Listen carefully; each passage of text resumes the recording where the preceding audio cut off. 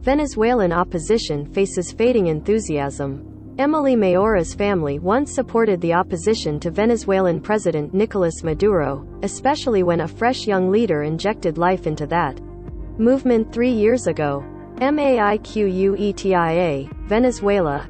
Emily Mayora's family once supported the opposition to Venezuelan President Nicolas Maduro, especially when a fresh young leader injected life into that movement 3 years ago and drew huge crowds into the street.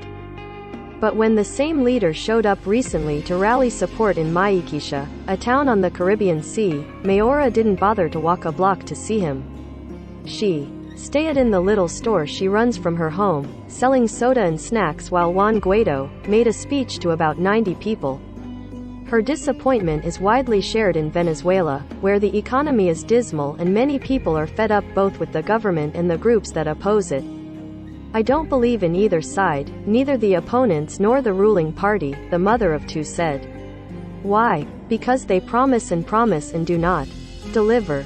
They get up there, we're going to get rid this nefarious government, just talk." There are many people here who do not leave their homes to attend the gathering. Only a few do, because they no longer believe in any of this. That broad malaise follows a brief burst of enthusiasm generated by a few notable local election victories, and it undercuts opposition efforts to reconnect with supporters after a pandemic-forced hiatus of large marches and gatherings. Guaido, then the head of Congress, declared himself Venezuela's legitimate leader in 2019, asserting Maduro's re-election had been illegitimate. He drew enormous crowds of backers into the streets while also winning widespread international recognition from the US, Canada and many European nations. But much of the momentum seems to have evaporated. Guaido's popularity has dropped from about 60% 3 years ago to under 15% in February, according to the Venezuela-based polling firm Datanalysis. That's because many believe he lacks a viable way to oust Maduro, who has held power since 2013, said David Smiled, senior fellow at the Washington office on Latin America and professor at Tulane University. Unless it's somebody who's just really enamored with Guaido or somehow close to the opposition movement, it's pretty hard to find people that think that. Thesis the guy, Smiled said. Most everyone else thinks, well, this just led to nothing, nothing's changed. And they're going to remain passive until they see some kind of really different new offering. Government crackdowns, too, have made many wary of getting involved. Domestically, some key opposition leaders, and some vocal citizens, have been imprisoned or fled abroad.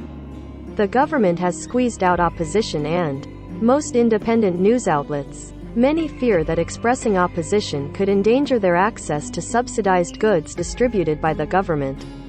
Internationally, Guaido's failure to capitalize on his initial burst of popularity has dimmed his appeal.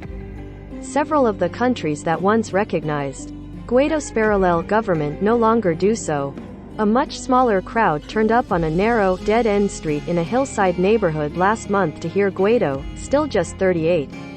Some had been bussed in and wore the orange or blue T-shirts of political parties in his US-backed movement. Others stood outside their homes to listen and a few walked over to shake his.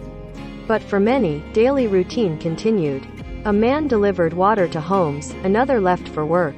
Mayora, 44, kept her shop open. A customer struggled to do math trying to figure out how best to stretch $5. People right now have become very selective, if you will, about the things they attend to and the things they put energy and effort into, said Benigno Alarcon, director of the Center for Political and Government Studies at the Andrés Bello Catholic University.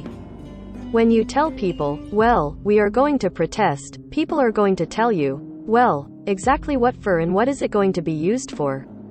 And what is this protest going to lead to? And why is this one going to work if the other didn't work? So there are very, very low expectations for change. Only about 42% of registered voters participated in November's regional elections, and Alarcon said many people do not think that their vote will be respected. The socialist government won most of the races, but it suffered a notable setback in the northwest state of Barinas, where the family of the governing movement's founder, the late President Hugo Chavez, had governed for more than 20 years. The opposition candidate was retroactively disqualified while leading the vote count. Electoral authorities then scheduled do-over for January, and disqualified 2 other opposition candidates. Yet the opposition eventually won, again shocking the ruling party. Government employee William Gomez was among the throngs who turned out for Guaido in 2019, but says he won't do it again. "I no longer believe in anyone," Gomez, 60, said shortly after Guaido finished his speech. "What are we going to do if these gentlemen do not make good politics?" Another leader who really dedicates himself to the people has to be born. Guaido's movement is trying to revive enthusiasm while mobilizing support for early and fair presidential elections. It gathered some 700 of its local leaders in Caracas last month to prepare them to push for the election and other demands. At the rally in Maiquisha, party activists like Yoliana Salazar said they are trying to win back over doubters like Gomez. "It is a little ant work, a little by little type work," she said, and echoed Guaido's assertions of progress, such as an investigation by the International Criminal Court into possible crimes against humanity committed against protesters in 2017.